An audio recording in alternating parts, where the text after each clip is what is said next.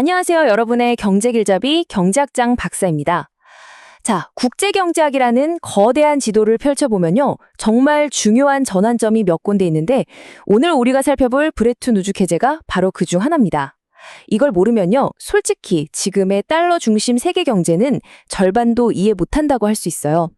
마치 한 편의 대서사시를 읽는 것처럼 그 첫 장을 함께 열어보겠습니다. 자, 한번 상상해 보세요. 인류 역사상 가장 끔찍했던 전쟁이 막 끝났습니다. 온 세상이 말 그대로 잿더미가 됐고 나라 간의 무역은 깽겼고 돈은 휴지 조각이 됐죠.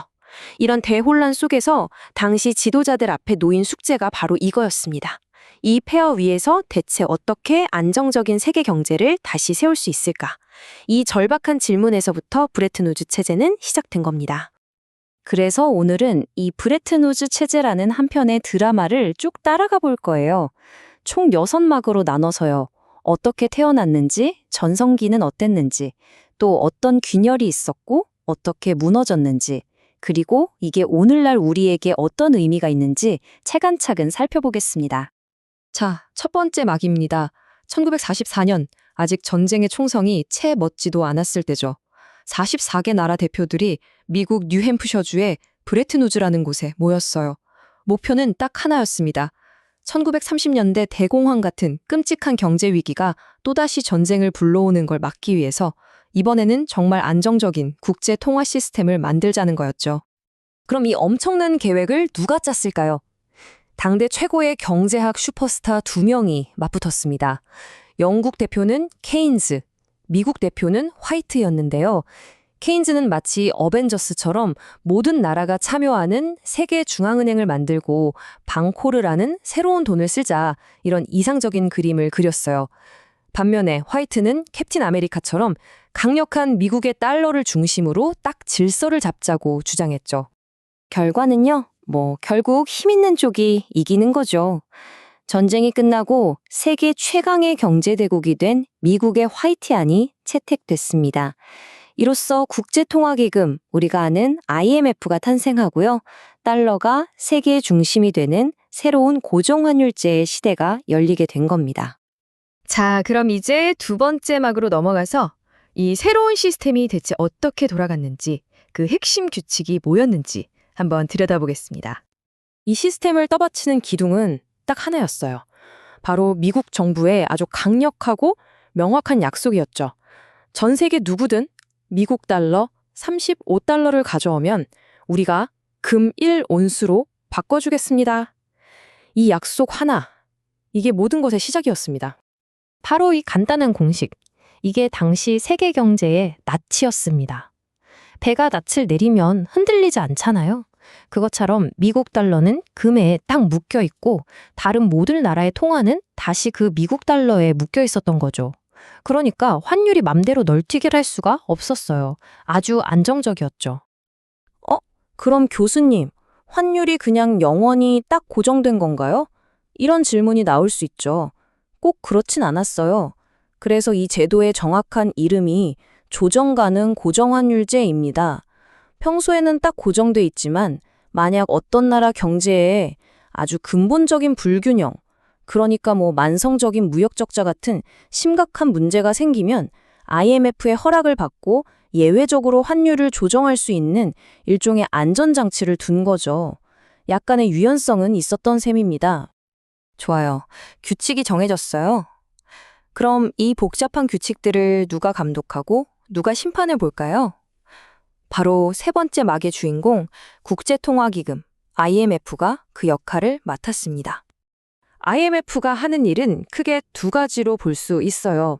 첫째는 각 나라 환율이 안정적으로 유지되는지 감시하는 경찰 역할. 둘째는 갑자기 외환보유고가 바닥나서 위기에 빠진 나라에 급전을 빌려주는 소방수 역할이었죠. 각 나라가 자기 경제 규모에 맞게 쿼터라고 부르는 돈을 내는데요. 이 쿼터 액수에 따라서 IMF 내에서의 발언권, 즉 투표권과 돈을 빌릴 수 있는 한도가 정해졌습니다. 그런데 문제가 생겼어요. 세계 경제는 계속 성장하는데 땅속에 묻힌 금의 양은 한정되어 있잖아요. 무역이 늘어나니까 결제했을 달러나 금이 부족해지기 시작한 겁니다. 그래서 IMF가 1970년에 아주 특별한 아이디어를 냅니다. 바로 특별인출권 SDR이라는 건데요. 진짜 금은 아니지만 금처럼 쓸 수 있는 권리라고 해서 별명이 종이금, 페이퍼 골드였어요. 하지만 말이죠. 이렇게 영리하게 돌아가는 것처럼 보였던 브레튼 우즈 체제는 사실 태어날 때부터 그 심장부에 치명적인 결함을 안고 있었습니다. 자, 네 번째 막, 이 시스템의 딜레마를 파헤쳐 보겠습니다. 이 시스템의 근본적인 모순을 처음으로 지적한 사람이 경제학자 로버트 트리핀이에요. 그래서 이걸 그의 이름을 따서 트리핀의 딜레마라고 부릅니다. 쉽게 말해서 세계 경제의 중심이 된 미국이 이러지도 저러지도 못하는 함정에 빠졌다는 거죠. 이걸 제가 슈퍼맨의 딜레마에 비유해 볼게요. 세상이 위험에 빠지면 다들 슈퍼맨을 찾죠. 슈퍼맨 와서 도와줘. 이게 바로 달러입니다. 세계 경제가 성장하려면 달러가 계속 공급되어야 하니까요. 이걸 유동성이라고 해요. 그런데 슈퍼맨이 너무 자주, 너무 쉽게 나타나서 모든 걸 해결해주면 사람들이 슬슬 의심을 하기 시작합니다. 저렇게 힘을 막 쓰는데 괜찮은 건가? 혹시 슈퍼맨의 유일한 약점인 크립토나이트가 부족한 거 아니야? 여기서 크립토나이트가 바로 금인 거죠. 달러 공급을 늘리자니 금으로 바꿔주겠다는 약속에 대한 믿음, 즉 신뢰성이 흔들리는 이 모순, 이게 바로 트리핀의 딜레마의 핵심입니다. 실제로 교과서에도 이 문제가 아주 정확하게 나와 있어요. 미국의 국제 수지 적자는 세계 유동성 증가에 기여하지만 반면에 통화로서의 신뢰성을 위협하는 상반된 문제가 발생한다. 보세요. 말이 좀 어렵지만 방금 제가 설명드린 슈퍼맨 딜레마랑 똑같은 이야기죠. 그럼 미국은 이 시스템에서 손해만 봤을까요? 절대 아니죠. 바로 신율이지, 우리말로는 화폐 발행 차익이라는 어마어마한 특권을 누렸습니다. 이게 뭐냐면요. 전 세계가 달러를 원하니까 미국은 그냥 종이를 찍어서 다른 나라가 땀 흘려 만든 자동차나 석유 같은 진짜 물건을 살 수 있었다는 뜻이에요. 이건 정말 기축통화국만이 누릴 수 있는 엄청난 혜택이었죠.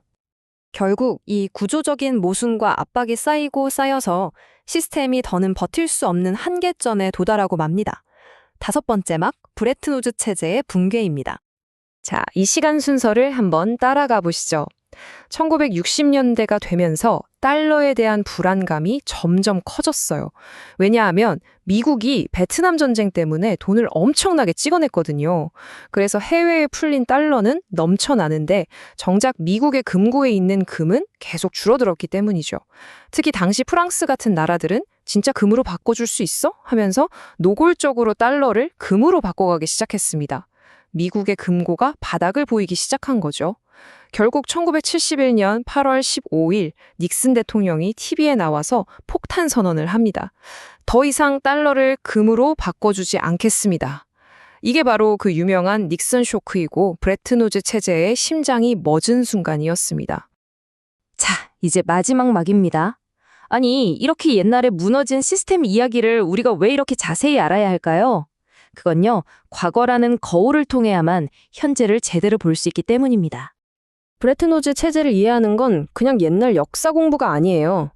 왜 지금도 미국 달러가 세계의 왕인지, 왜 나라들끼리 보이지 않는 무역전쟁, 환율전쟁을 벌이는지 그 배경에 깔린 보이지 않는 힘의 구조를 읽어내는 능력, 말하자면 일종의 슈퍼파워를 갖게 되는 것과 같습니다. 국제경제학 맞아요. 쉽지 않습니다. 하지만 조금만 힘을 내서 이 원리들을 이해하고 나면요. 여러분이 뉴스를 보거나 세계가 돌아가는 판을 읽을 때 예전과는 완전히 다른 깊이로 세상을 볼 수 있게 될 겁니다. 세상을 움직이는 그 거대한 힘을 이해하는 능력을 갖게 되는 거죠. 이건 제가 보장합니다. 브레튼 우즈 체제는 역사 속으로 사라졌습니다. 하지만 어떻게 하면 이 불안정한 세계 경제에 안정적인 질서를 만들 수 있을까라는 그 근본적인 질문은 여전히 우리 곁에 살아 숨쉬고 있습니다. 그리고 어쩌면 그 질문에 대한 답을 찾아야 하는 건 바로 우리 세대의 몫일지도 모릅니다. 한 번쯤 깊이 생각해 볼 문제겠죠? 오늘 이야기는 여기까지입니다.